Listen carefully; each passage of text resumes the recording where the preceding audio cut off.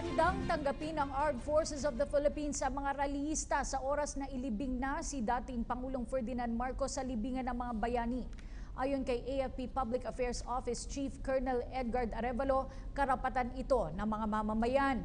Hiling lamang niya wala sanang masaktan sa kanilang pagprotesta at sana umano ay mapanatili ang pagiging sagrado ng libingan, alang-alang na rin sa mga labi ng iba pang nakahimlay doon.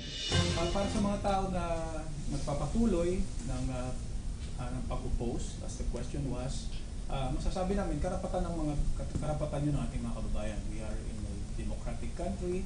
Kung paano merong pumunta sa Korte Suprema upang questionin ang desisyon ng Pangulo na ipagkaloob ang libing sa ating dating pangatating presidente, malaya din ang bawat isa na pumunta sa Supreme Court muli by way of a motion for reconsideration, and kung gusto nilang magtungo sa lansangan, malaya nilang magagawa ito.